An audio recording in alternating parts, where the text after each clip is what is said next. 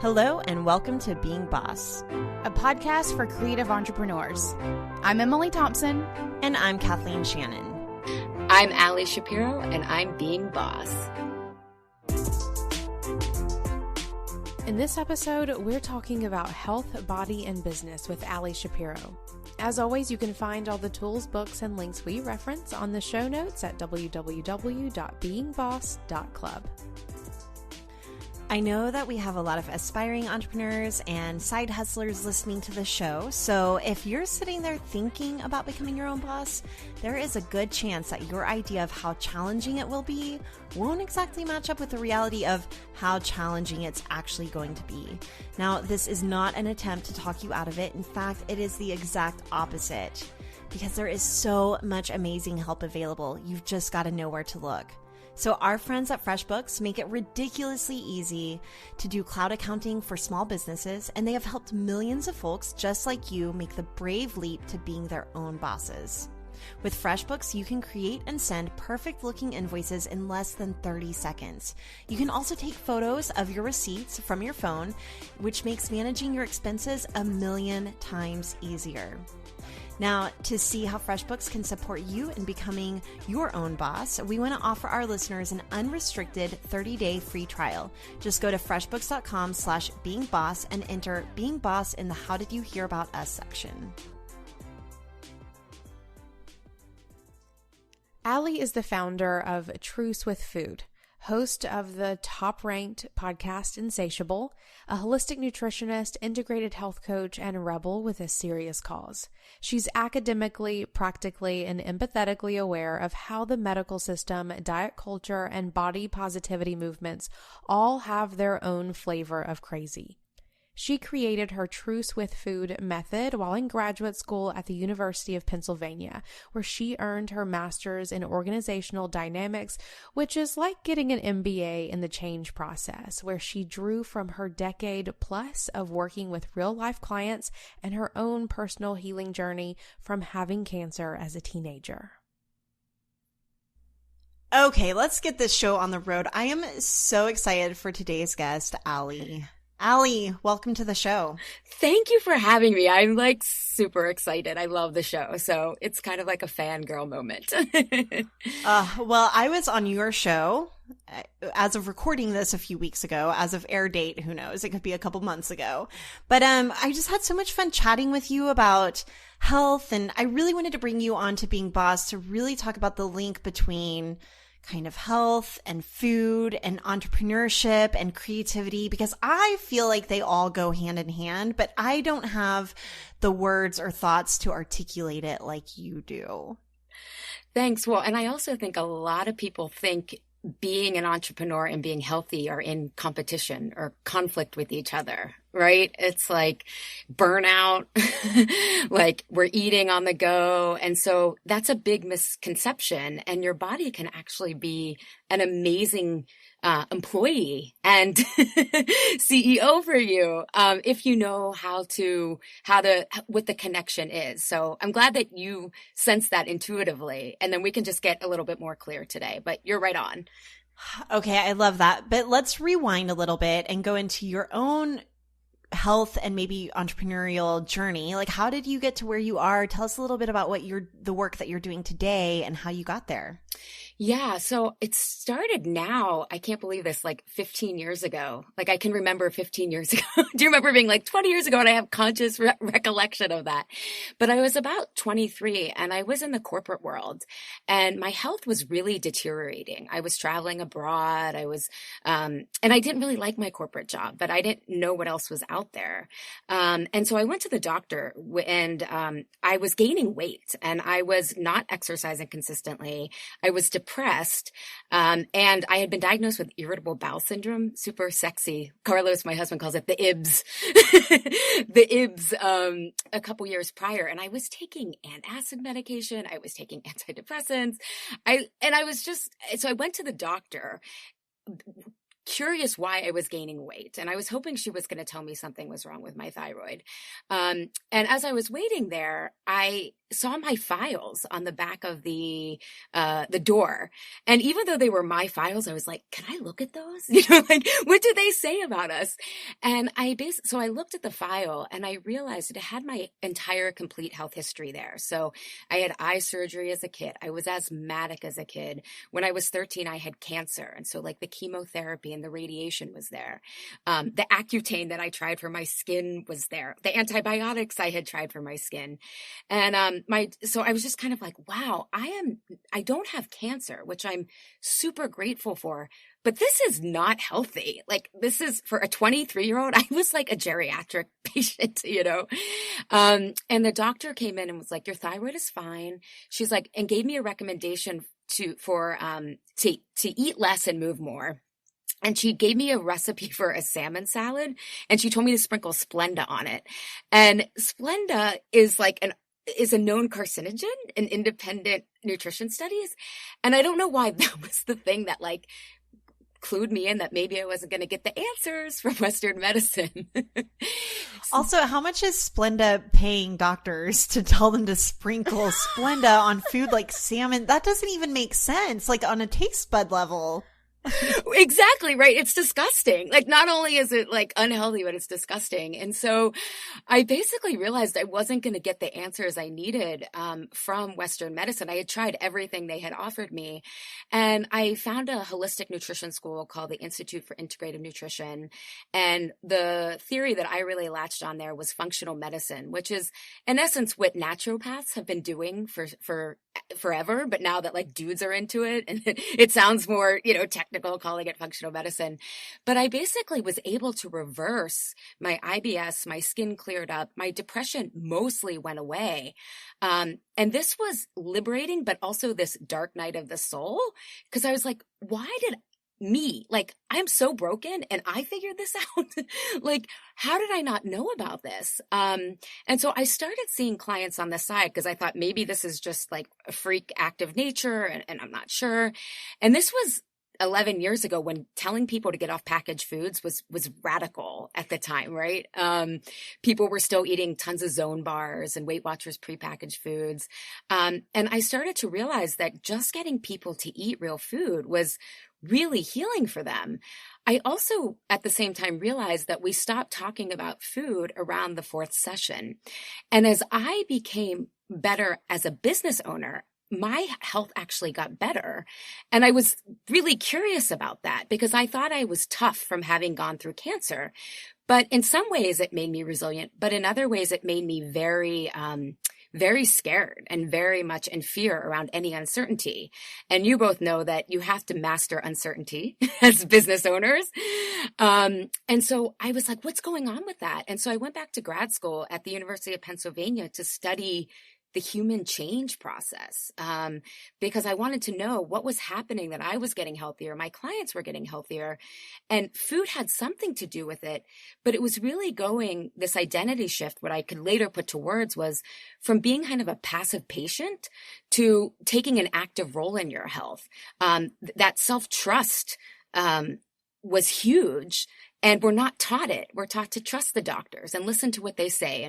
And you just take orders, right? But really we need to eliminate the hierarchy. And so that's what I've been doing for the past 11 years is mapping out this process that I call Truce with Food.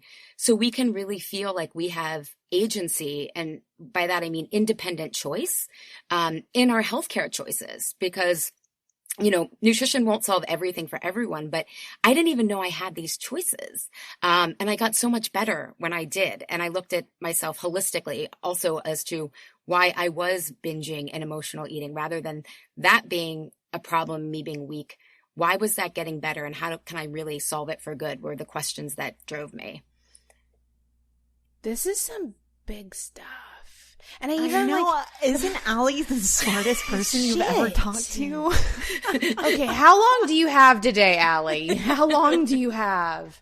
I'm just really stubborn. Good. Well, okay, so I have not similar story, but similar enough story that I want to share because I feel like it sort of maintains this trajectory where whenever I was in the 5th grade, I was super sick. I had pneumonia for almost a year.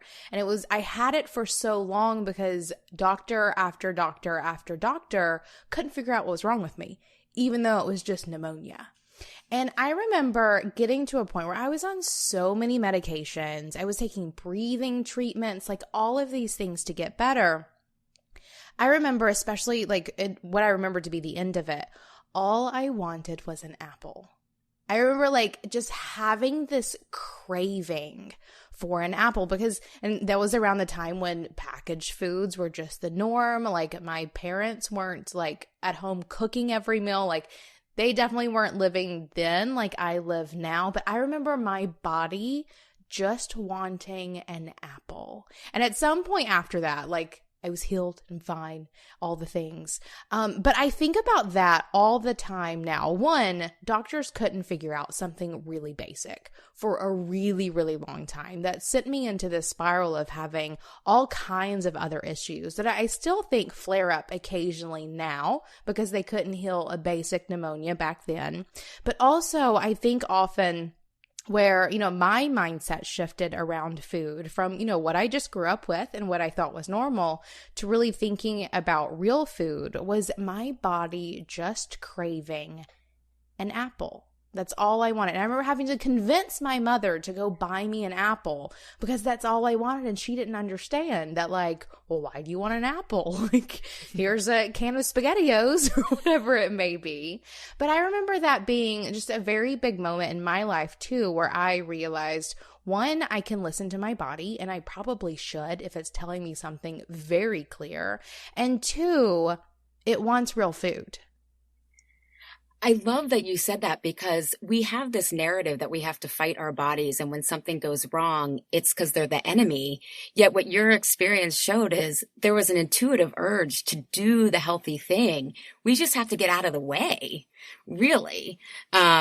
So yeah. And there's also, it creates a little, the word trauma is scary for people, but when doctors can't figure out what's going on and you're going from doctor to diagnose something like pneumonia, that really, wires into your nervous system. Uncertainty is really scary because even the adults, or the people who should know don't know.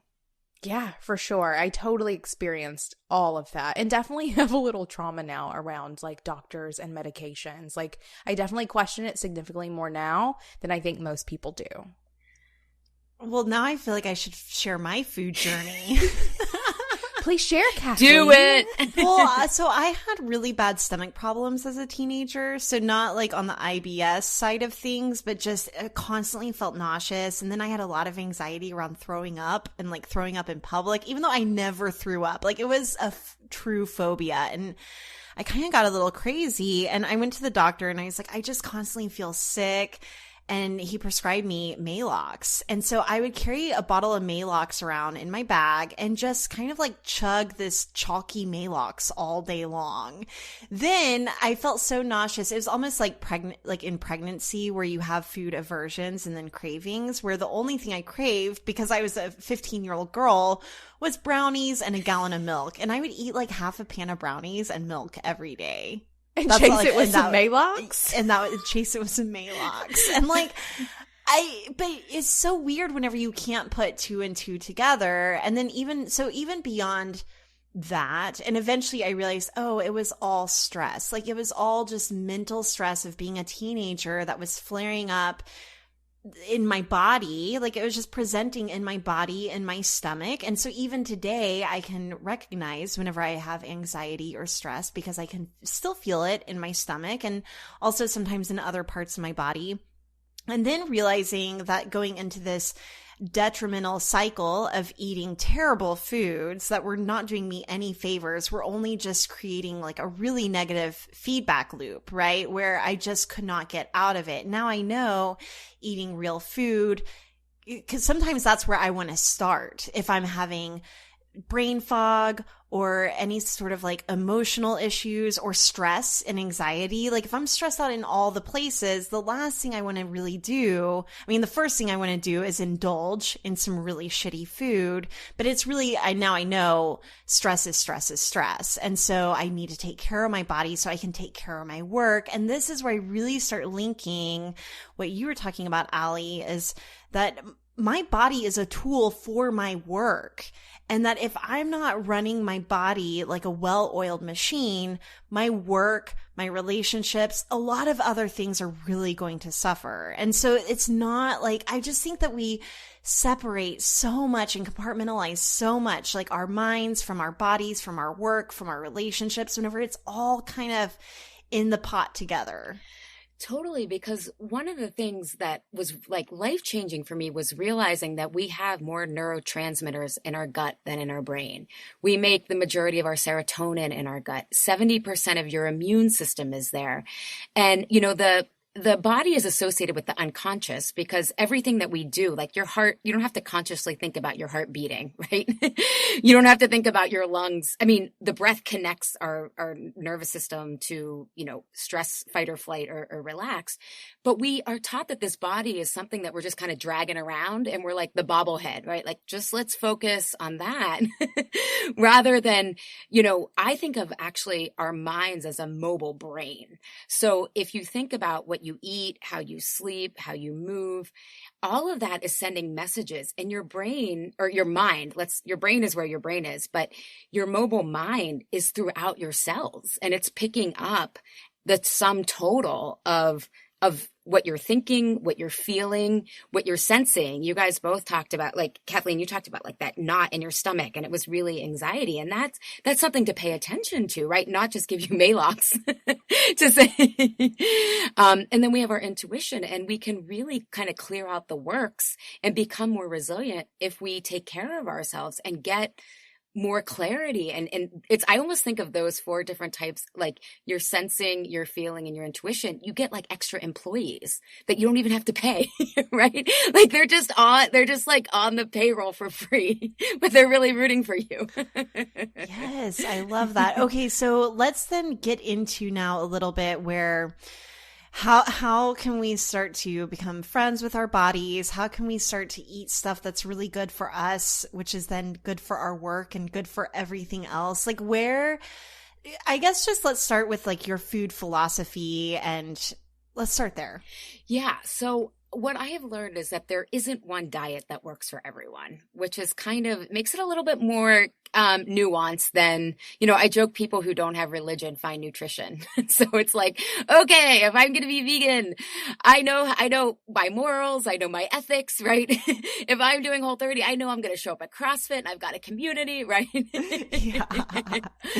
And the truth is that there isn't one way that works for everyone. And I think we're so used to judging food based on what the experts have told us is good or bad, rather than taking it meal by meal to say, how am I feeling? Because how you eat, you will get instant feedback. And this is part of the problem with how we're taught health information. We're taught eat well so that you can get 10 more years on your life in like 50 years. And when you have deadlines and clients and kids, and like, that's not motivating at all. But if you can say, connect what you're eating to, wow, I'm going to feel clear, focused. And a lot of times it's an absence of symptoms. So it's an absence of brain fog. It's an absence of anxiety. And so I have people always start when it comes to the food piece, like take breakfast, for example. Do a vegan breakfast one morning, do a Mediterranean, like yogurt and granola, and then do a paleo breakfast one morning. And you will know within a couple of hours what you feel better with. You don't need a blood test. You don't need a monitor. It's intuitive. And I'm just trying to get people to get the decondition, like how they've been conditioned to believe what is good versus just more in touch with that side of them that we'll use Emily's term. I want an apple. Like your body is like, this feels really good. And I think we associate health because we think our body is a battle. We unconsciously think we have to be good soldiers. And so we think if we feel deprived, if we feel like we don't like our food, that we're winning the war, when really I tell people to link into what I call healthy hunger. And healthy hunger is that grounded place where you make creative choices from, where you make clear business choices from.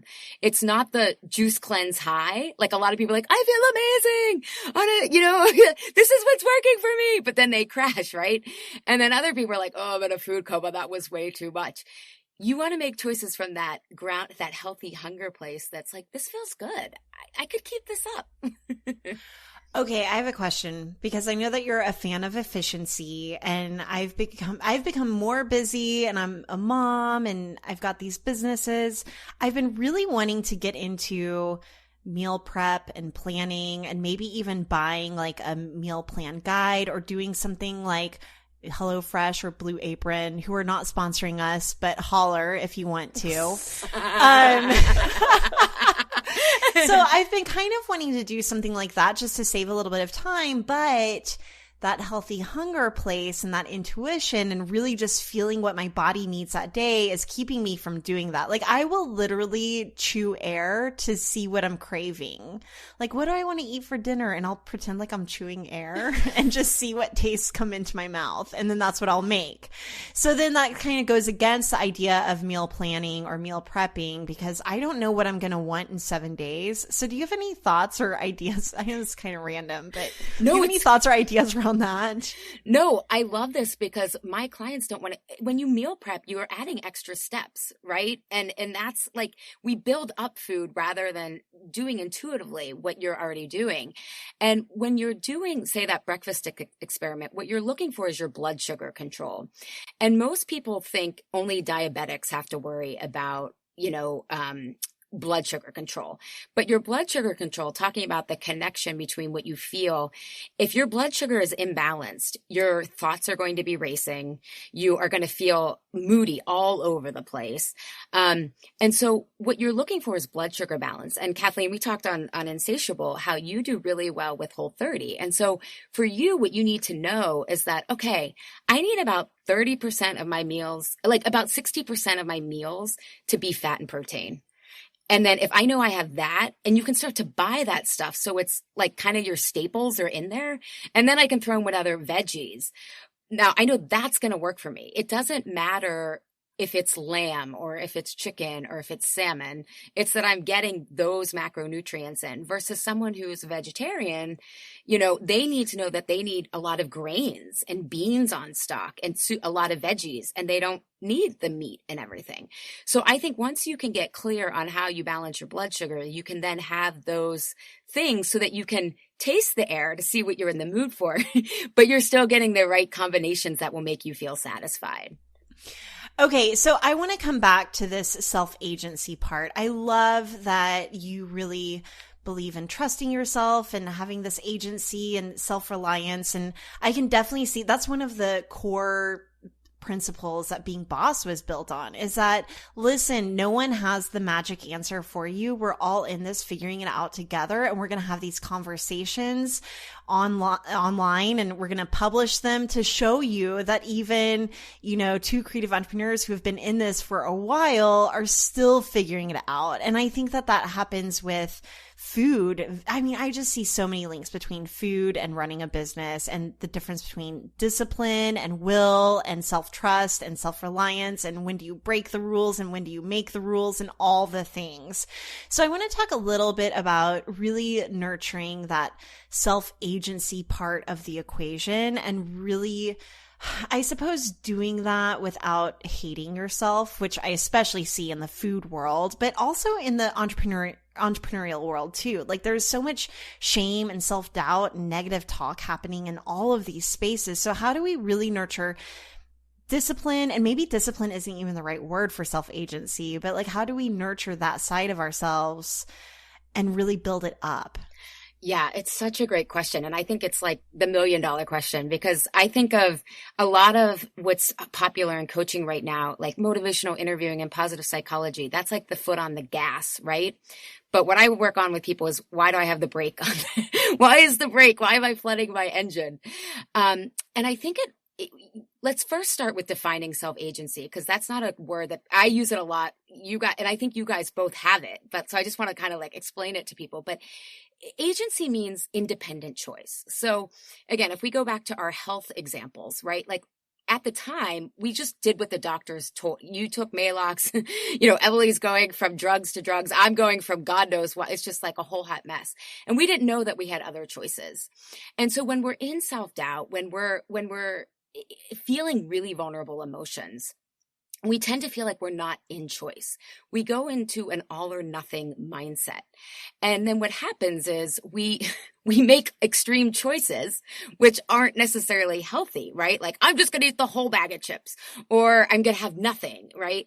And so this kind of gets to the emotional piece, I would say, because I would say let's first replace discipline with devotion, the word devotion, because devotion is about, it feels meaningful to practice and do the work and experiment, versus I think of discipline as you're just doing it to do it. Like, okay, it's like, I want to get an A on the test because I want a gold star, versus, all right, I want to experiment with the Being Boss podcast because this is fun and it's really helping people, and look at the community around it. So you're getting something back from your choices. So when it comes to nutrition, often when we are doing things that are in conflict with what we want, and we feel like, no, I really want the plantain chips or I really want the cupcake, right? What we actually have to look at is what emotion popped up before that. So I'll give you a couple of examples, and then I can show you the patterns that happen so that we can nurture this self-trust, because we lose trust when we don't do what we think is what we value, right? When what we say we're doing is in conflict with what we value, right? I want to put the project out there. I don't want to eat these chips. So what happens is, and this is we have a vulnerable emotion. And when it comes to food, often if we feel self-doubt, we will eat to procrastinate, right? It's like, oh, I don't know what to decide. So and that's part of what's called the avoid pattern, right? Like, and when we're in avoiding, we think everything has to be dramatic, right? Like, I'm going to do one podcast episode and Oprah's going to find me. It has to be the best, right? Oh my gosh. Wait, can you just be my life coach?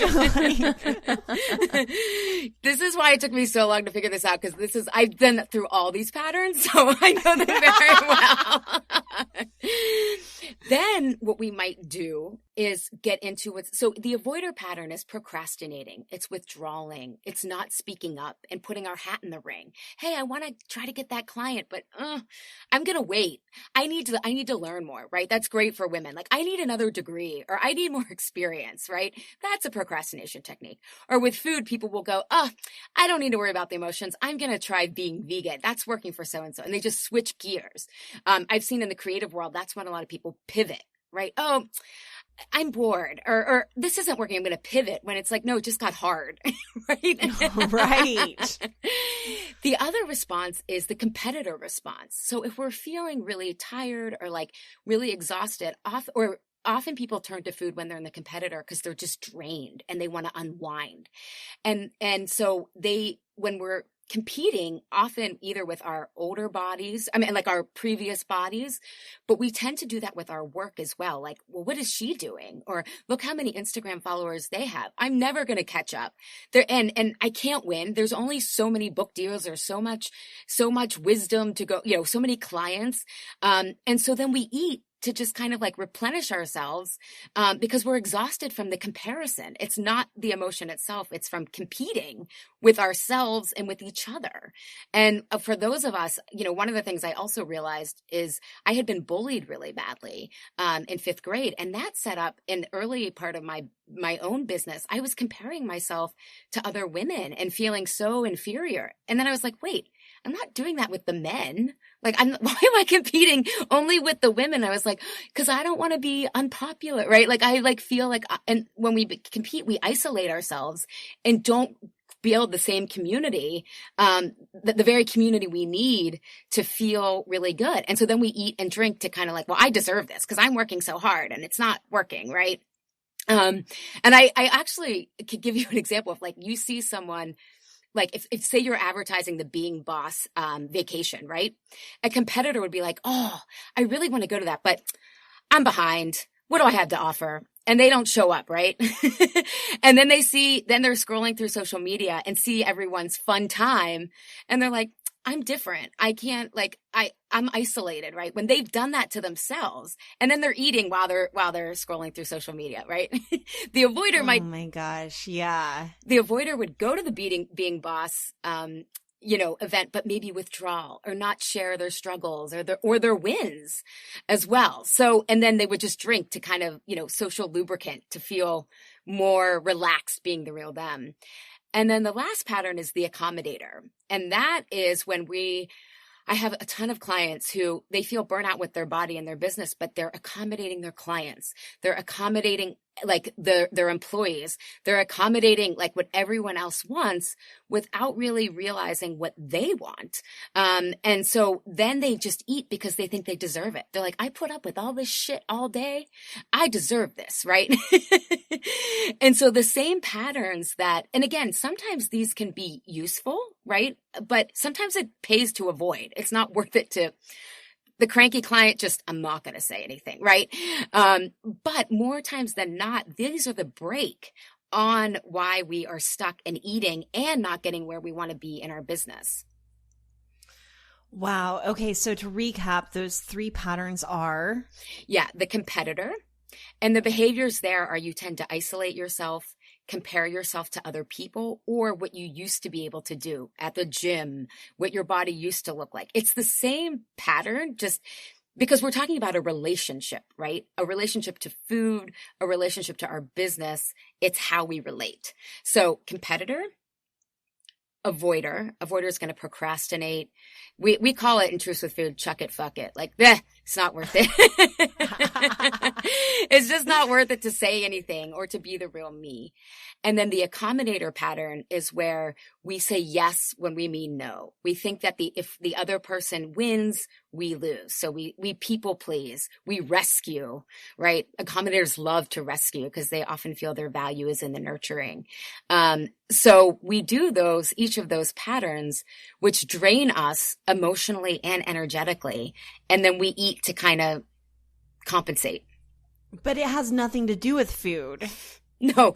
In fact, and this could be really useful for listeners, I tell people when you start having mental food gymnastics, take a step back and think, what am I feeling? Not like people will say it's social media or they'll say it's a client, but that's because they're self-critical. They're like, I shouldn't be feeling this way. I shouldn't want to eat the plantain chips or the ice cream.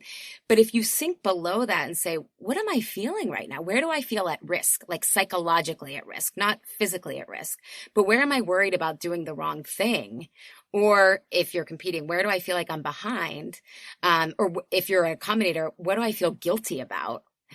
Then you'll start to feel the feeling. And the food is just kind of a distraction piece so that you don't step outside of your comfort zone. Okay. Wow. So I'm going to call a therapist next.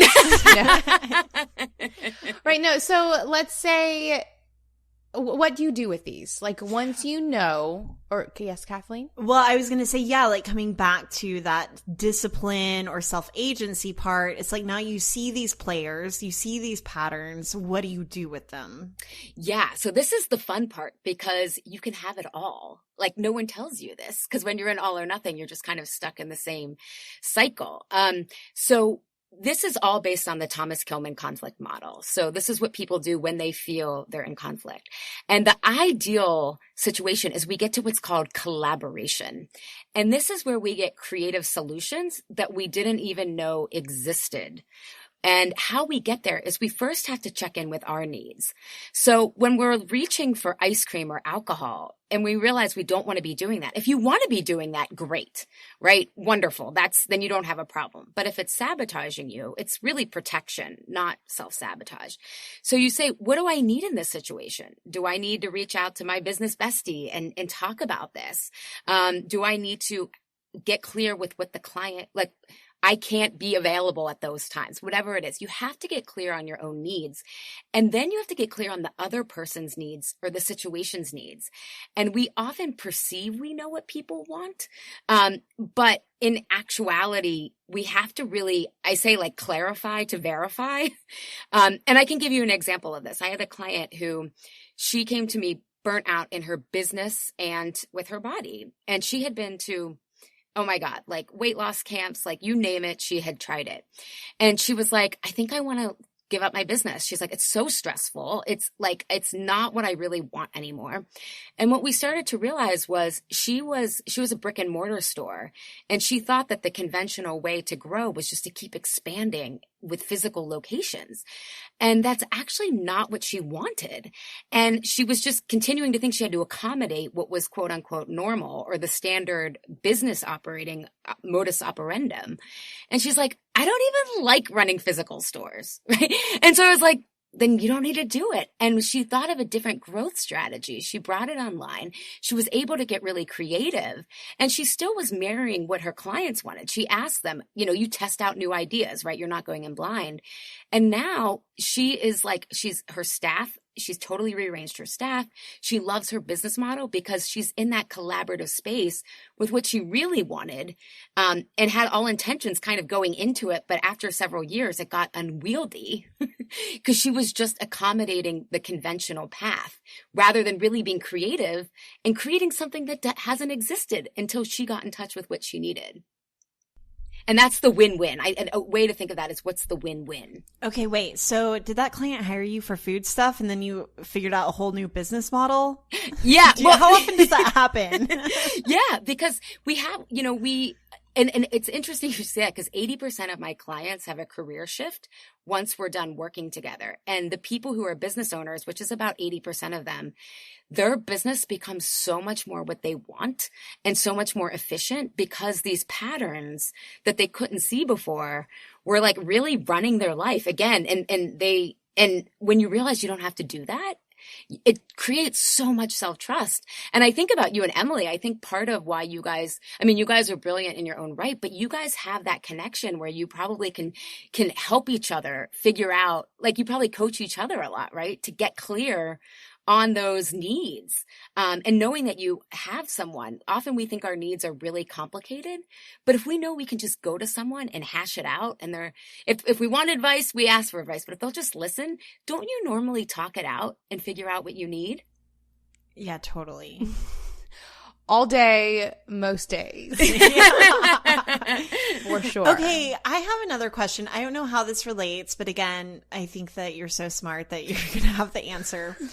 So Emily and I have both talked before about how we can make decisions all day, every day. We can run businesses, but if you ask us what's for dinner, we will lose our shit. And so this really actually does make me think. Sometimes I've been able to articulate, well, because I'm making decisions all day. Like I cannot make one more decision. So how does this fit into the patterns, like the what's for dinner question? And how can I get around, like I feel like this isn't just us.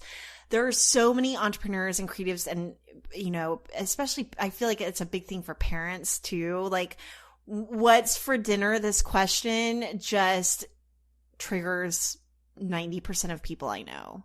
Why? What can we do about it? Yeah. Well, I think part of it is like, do I really value home cooked meals?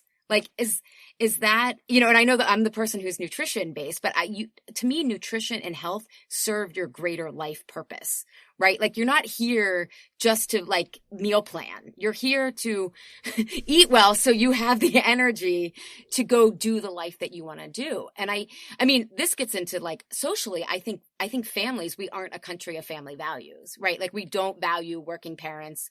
We don't value children. Like, so that's a bigger systemic issue that I think it's harder to tackle. But I think like Carlos and I don't even have any kids, and we've had that fight, and we've just both had to realize like being an adult is so much more work than we want it to be. You know what I mean? Like it just comes down to being a lot of work. And so if we have limited energy, then it becomes a pattern when you feel guilty for not wanting to cook dinner, or you feel guilty for not doing it, right? Guilt is actually a protective emotion versus, to really be seen, I don't want to cook dinner. I don't want it to be my responsibility. Or are we making it so complicated? Like I have to meal plan. I have to have all the veggies or whatever, versus can it be easier is always my question. And can we take turns? And do we not have to be a short order cook, right? There's other kind of, I'm asking other questions, but that's everyone that I know struggles with that, has a little bit of a different conflict with it. But I think it's recognizing, like, is the competitor in me like, we have to eat all meals at home during the week and, you know, we're trying to not go out as much, versus it's like, it might be a phase of your life where it's just intense. Like your husband starts a new job and we're in a new routine, and okay, it's not forever. It's not all or nothing, but for right now we need support. And I think it's hard to accept that we can't do it all the time. I love this. And what I love most about it is this idea of really thinking about where your values lie with food, because that's something that I don't think about very often. And I do have this argument with my family quite often. And just hearing you say that makes me realize that, one, I super value home cooked meals. I love to cook. It's something that I super enjoy doing. But usually by the end of the day, I am so wiped that the last thing I want to do is stand on my feet for, 2 hours cooking and cleaning a meal that, or even if she likes it, my 10-year-old daughter is going to make a face at some point. Like, that is just going to happen. And so for me, that's realizing that if I truly value those home cooked meals and the issue is my work, I need to restructure my work so that I can cook some meals and be happy about it. And if you look at some of those patterns, the competitor, the avoider, and accommodator, I bet if you think of like a battery, you'll see how your battery's being drained during the day from those patterns, that then there's no juice when you come home. It's like, oh, we can't even plug this in to recharge it, right? It's like, yeah. So that's how it's connected, right? Because often there's no energy left from our work. And tends to be, now granted, you're in a new business, so your cycle your season might be a little bit different. But often, like, I would encourage you to, like, the timelines, competitors set totally unrealistic deadlines for themselves. And then they're like, why am I so tired? I'm trying to get ahead. Versus, like, if we can expand the deadline a little, it's like, oh my God, I'm enjoying this more. It's replenishing me, and recognizing that home cooked meals. And also, if you value that, what is it about it that you value? Is it meditative for you? Does it give you energy back that you don't have? And that's often we have to experiment, because we think, oh my God, food is so much work. But if it helps you during that transition time, that's a really challenging time for everyone transitioning from work to home. But if the food is what helps you kind of move into that and it grounds you, then it's serving a purpose not only of home cooked meals, but, oh God, this is cleansing the palate of the day and like helping me just like wash the day over me. I'm feeling that so hard. So hard. A shift has happened. Perhaps. We'll see. I know. Well, and it also makes me think about what you were saying about devotion. And really, okay, so one of the things I was that bit a minute ago blew my mind. Thank you very much. Yes. So I want to come back to that, because I love how you said that. And it really it makes me feel empowered to make better choices. So one of the questions I was going to ask you is like, well, I definitely get into that. I deserve this. I've been working so hard. I deserve all the things. And I'll even do this with shopping, for example. But if I'm devoted to whatever value it is that I'm devoted to, which usually is, like Emily, a home cooked meal or moving my body. And if I can shift it from this discipline mind frame to devotion, if I'm devoted to my body being this vessel that is carrying my soul and thoughts and experiencing this life, then I want to nourish it well. And at that point, maybe I don't want to eat the ice cream. And, devotion is also about experimenting, which you guys are totally big on, right? It's like, maybe I'm not who I thought I was, right? Like, I thought I loved food and cared about food. And then when I realized I was just reenacting trauma from PTSD from cancer, I was like, I actually don't care about food that much. I care enough to eat the humane meats and cook enough, but I actually don't care about maca supplements and being super into nutrition. Like, and I had to let that go, right? So this is also like really owning who we are versus who we think we used to be. Yes. Okay. So then I have another kind of complicated question. Yeah, let's do it. Okay. I feel like I love the body positive movement and I love the self-acceptance. And I feel like the whole world has been really hard, especially on women through advertising and societal standards. Like, oh my gosh, like we just can't win whenever it comes to what the world has put on us a lot of times. But sometimes I struggle with really wanting to, you know, be body positive with also wanting to improve on myself, right? Or not being content with certain things. So I don't even explore it probably half as much. I mean, a fraction of what people in the wellness world are experiencing. So as a wellness professional, how are you balancing self-acceptance with the desire to improve and to like hustle and discipline and all of that stuff? Yeah, I love this question because I feel like Truth with Food is option C. I feel like we've only been given two choices. But I'll say, first of all, before I kind of redefine some terms, I think we only change once we accept ourselves. So it's that paradox of, you know, and Carl Rogers said this, he's kind of the foundation of some coaching theory, but he kind of rocked the therapy world when he again, said his patients were brilliant and that he just had to ask the right questions. Before then, it was the same. But he's like, the curious paradox is when I accept myself, then I can change. And I think I think in the mainstream media, we've taken self-acceptance to mean resignation. Like, I'm depressed and this is just who I am, my family. I mean, this is what I used to think. Like, I have a history in my family. There's mental illness. Like, everyone I know is on an antidepressant. It's just who I am. And then versus saying, okay, what is the message in my depression, in my cravings, in my exhaustion? And really taking a root cause resolution approach. It's not that I'm weak. It's not that I'm a bad person or whatnot, but there is deeper issues that if I look and listen, there's so much like possibility on the other side of this. Now that's the middle. And I think body positivity, first of all, it's so unrealistic. I think it's part of the, let's be positive all the time. Like that's just like, I mean, when you want to talk about collaboration, it's the creative tension, right? Of like, oh my God, like of a challenge, of like stepping outside your comfort zone. That's the most enlivening, right? No one is positive all the time. I know. Well, and it's making me think about business too. Like, let's replace body positivity with business positivity. And no wonder so many creative entrepreneurs feel like shit whenever all we see are happy quotes and happy launches and all these things and not seeing like the gritty work behind the scenes. Exactly. And that the gritty work teaches you so much about what you care. Again, coming back to devotion is gritty. It's like, how did I come and arrive here? It was not, on a violin on a yacht. It was like a lot of pulling up our sleeves. And I think we discount the quote, even the word down. Like if you feel down, that can often, now I'm getting to like Greek mythology, but depression used to be like a gift from the underworld. Like, where's your life off track? And I look at my own depression. My life was completely out of whack. I was in a corporate job. Like anyone who knows me is like, what? Like you were ever in the corporate world? But like that was safe at the time for me. So I'm kind of going off on a tangent, but I think we have to understand that we might not know ourselves as well as we think, and we're always changing.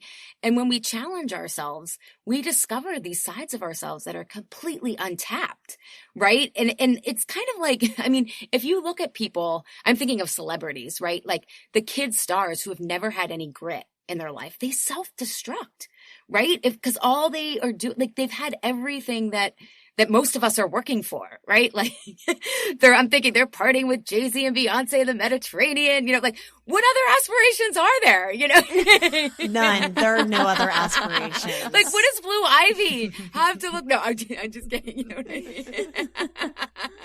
No, I think that Blue Ivy is going to grow up a badass, but because her mom is the best. Yes. No, she has, I'm sure. But I think about Britney. Bless her heart. Yeah, or think of the same metaphor.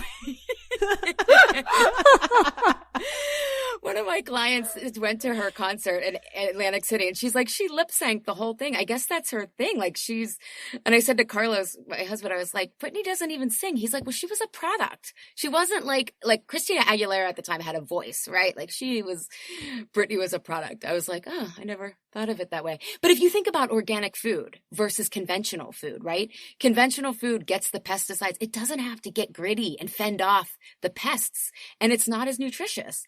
Versus organic foods, like we're fighting the bugs out here, we're in the soil. And that's actually what creates a lot of the nutrients is that tension. And so I don't know. I mean, I could go on with my metaphors, but I think that what you're hitting on is we have a culture are obsessed with positivity and happiness. But then we don't trust ourselves when we're not like, why am I not happy all the time? Because you know what? Building a business is hard. It's so fulfilling. It's the greatest thing I'm most proud of, but it's kicked my ass more than anything else. I don't know about you guys. Well, every day. My kiddos kicked my ass, but in a really good way, and business too, in a really good way. Like they're both really sacred and cool and awesome and rewarding, but it's not easy. Right. But I would say, I mean, Kathleen, you're really into lifting weight, like working out. Is it easy to like push yourself beyond? That's the same thing. No. But when you're done, you're like, I fucking did that, right? Yes. I did that.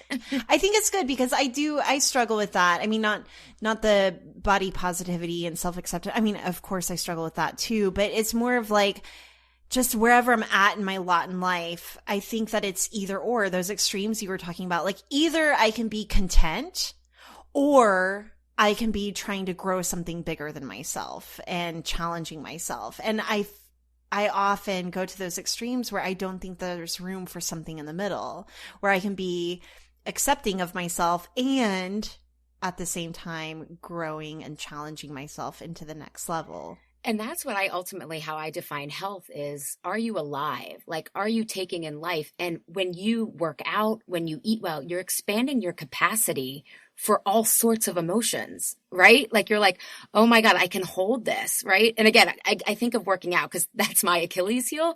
But like when you're like really out of breath and like, I was just doing the Peloton before this and the instructor's like, connect to your breath and you'll be able to go further. And it's like, if you can find that calm in the storm, you get stronger. So I'm like, I am so out of breath right now, but I can hold the push as well, right? And I mean, you guys both have kids, so it's like labor, right? It's like midwife.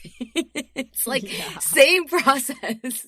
But that's what health is when we can hold multiple feelings and multiple truths and then be creative with all of that. Like that's where the fun is. I mean, it takes skills. I don't want to say like you just wake up like, oh, creativity is fun, but you get better at it. All right. I feel like, again, a million little things that I would love to dive in with you. However, I think we're getting about to the end. But what I really want to know is let's go into like some practical, what can people do now who are listening to this who feel like inspired. They're just like all amening everything that you just said, but want to take a little step.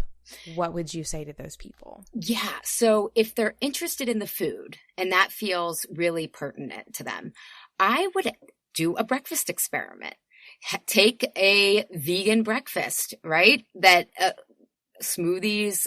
There's tons. I don't eat vegan, so do you guys know some vegan? Yeah. So 1 part plant. Our friend Jess Mernan at 1 Part Podcast, she has an amazing cookbook and it's incredible, full of vegan deliciousness. Yeah. So do a vegan breakfast one day and see what your energy and moods are like and cravings for the next 3 to 4 hours. Because how you eat at one meal sets up all of that for the next 3 to 4 hours.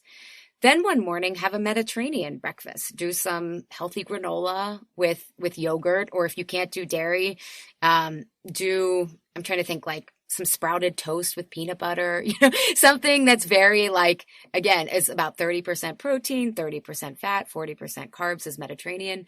And then one day do some like, I always do eggs. I do better with more paleo. Do some eggs with avocado and kale. And see how you feel for those next 3 to 4 hours on each of those, and you'll get a really clear reading. And if you can work, if all of them work, then you're in the middle. And I'm jealous because you have more choices than all of us. Mediterranean people they can kind of go between the continuum a lot more, unless they're under a lot of stress. So that I would say is the first step when it comes to food, if that's what you're really interested.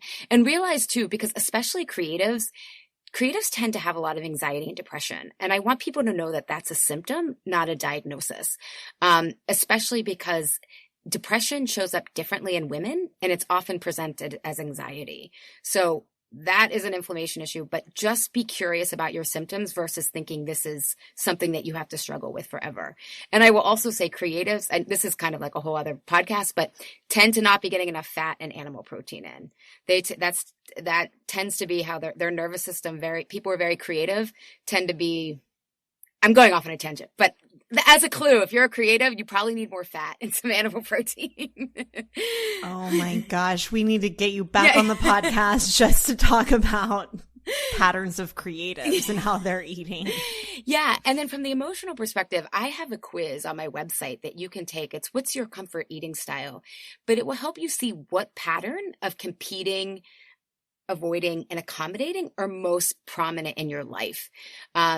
And if you don't want to take the quiz, start looking for the win-win in situations rather than the all or nothing or the either or the really tight deadline, because you will start to feel a reduction of pressure. But if you take the quiz, there's like a lot more tools and insight into that. But even starting to label, I'm competing here, because it's not something that people necessarily love to admit about themselves, right? I was like, we could call it the type A, if that makes you feel better, right? Or, oh, I'm avoiding here. Like I'm eating because I'm procrastinating on how to do this contract or whatnot, right? But even starting to see those patterns is super helpful for people, because when we do personality testing, we think it's who we are, but you can change that. You're not necessarily destined to be a competitor or an avoider or an accommodator. You even in that moment are like, oh, I have a choice not to do this. And that starts to relieve some of the pressure. So I would say those are kind of the first 2 steps. But see what you're most excited by. Trust your body. Trust your intuition of what you're the most curious about. I love it. Okay, where can our listeners find that quiz and find you? Yeah. AliShapiro.com, AliShapiro.com. And it's on the homepage. And tell our listeners about your podcast. Oh yeah, it's called Insatiable. And it's a holistic health podcast that is more evidence-based, I would say, research-based. We have a lot of physicians who have left Western medicine, and are, because they're not happy doing that. And they have other ideas. And we really look at health from this a holistic perspective, especially emotional health. I think it doesn't get enough airtime. So we look at a lot of the reasons that your food choices, while they feel like they're self-sabotaging, are really actually pretty brilliant and self-protective. So thanks. Yeah. Insatiable, where all great podcasts are found. Thanks for asking. Yeah. And finally, what makes you feel most boss? Yeah. Getting people out of the matrix. I love it. I love it. Thank you so much for coming to hang out with us. It was a pleasure to talk. I have a funny feeling that this will not be the last time. Good. Well, thanks for having me. I had so much fun. Hey bosses, I want to tell you about the CEO Day Kit. The CEO Day Kit is 12 months of focused planning for your business in just one day. So Emily and I have packaged up the exact tools that we've been consistently using for years that have helped us grow from baby bosses to the CEOs of our own businesses. Gain clarity, find focus, get momentum, prioritize your time, make better decisions, and become more self-reliant with the CEO Day Kit. Go to courses.beingboss.club to learn more and see if it's a fit for you and your business. Thank you for listening to Being Boss. If you're looking for more help in being boss of your work and life, come check out our website where you can find episode show notes, browse our archives, and access free resources like worksheets, trainings, quizzes, and more. It's all at www.beingboss.club. Do the work, be boss.